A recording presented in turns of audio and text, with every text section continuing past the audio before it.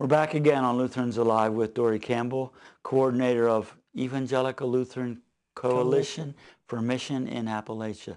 Thanks so much for being with us, Dory, and for my great pleasure. bringing the story of ELCMA along today.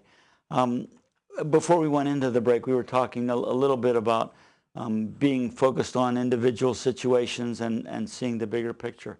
And I know you wanted to spend at least a bit of time talking about what happens when congregations do cooperative ministry and start working together on things.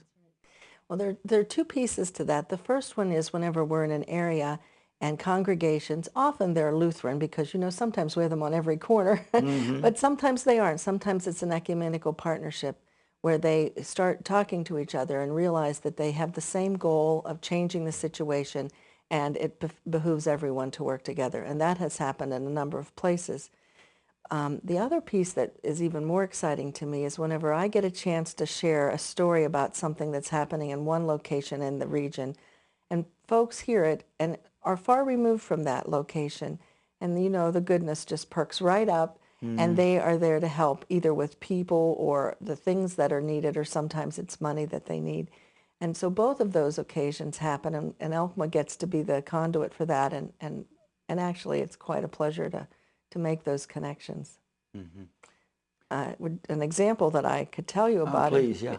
There's a church, First Lutheran Church in Johnstown, Pennsylvania, who contacted me and said they had a desire to be working in Appalachia. And I think they knew they were part of Appalachia too, but we connected them with a community group in Clinch Cove, Virginia, an African-American community that was really not welcome with a lot of the human services in that area. They were setting up their own kinds of, like a library, for instance. They had no library. First Lutheran Church sent over 900 children's books to that location. Well, I should rephrase that. They took them to that location and brought the shelving along and set up a little lending library for them. It was a complete surprise to the location. It really wasn't on their wish list, but it has changed things tremendously. Another time, the same location was blessed with a great wealth of African-American heritage material from our own national offices in Chicago, Illinois. The Church and Society folks put together quite an amount of material so that those people in the valley in Clinch Cove, Virginia could read and see what it was like in the times before them and their heroes in their own African-American background. Marvelous stories of sharing. The Spirit does move, and people demonstrate their caring and compassion in very interesting ways when they do that. I know you also had an area of concern that you wanted to share as you are given the perspective to be looking at the larger picture and some of the needs that are ongoing. We want to give you an opportunity to talk about that. Well, thank you. ELCMA, as I said, is in its 20th year, and we're writing a new long-range ministry plan. In order to come up with the bullets that we're focused on in the future, we talked to the people that we're in ministry with. Incredible new idea, right? But we did. And one of the things that surfaced was that we have lots of lay people in particular who are doing large leadership roles in congregations, and they're undertrained, and they're, of course, paid almost nothing, or usually nothing, to be honest. So ELCMA has determined that they would benefit from and are looking for ways to improve their education and their skills.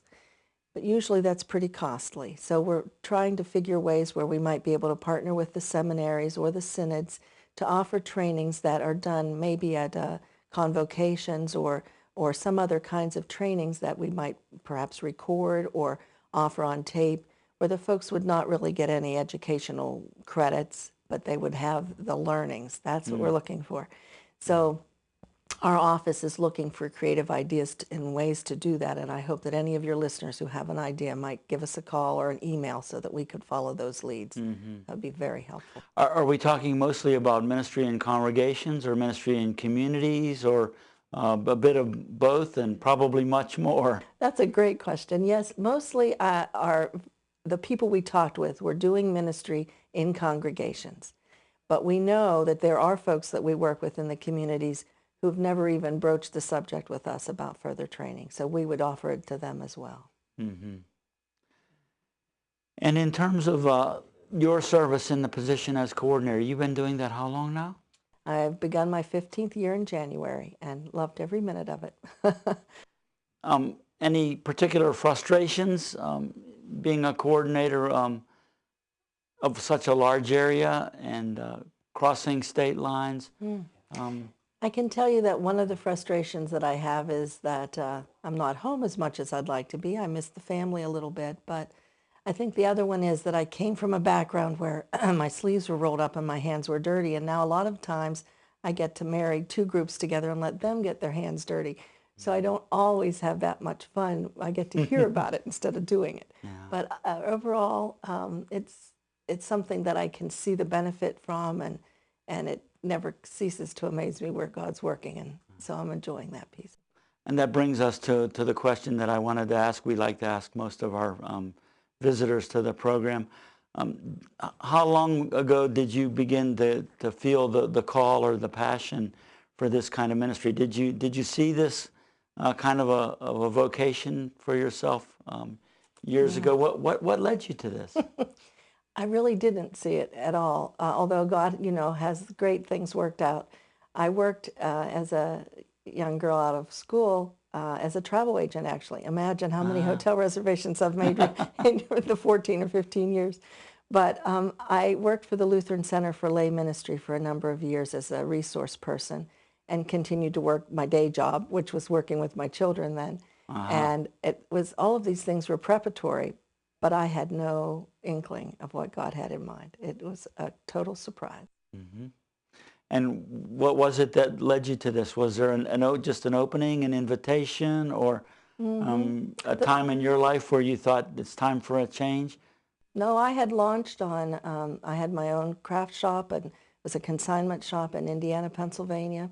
I was taking classes at Indiana University of Pennsylvania. Things were fine, and I got a call from the former coordinator who said, "Why don't you apply?" And I was like, "Yeah, you want a big list of people who have applied. You already know her." She said, "No, not at all." So I applied, and they called me. So it was quite a surprise. Changed everything.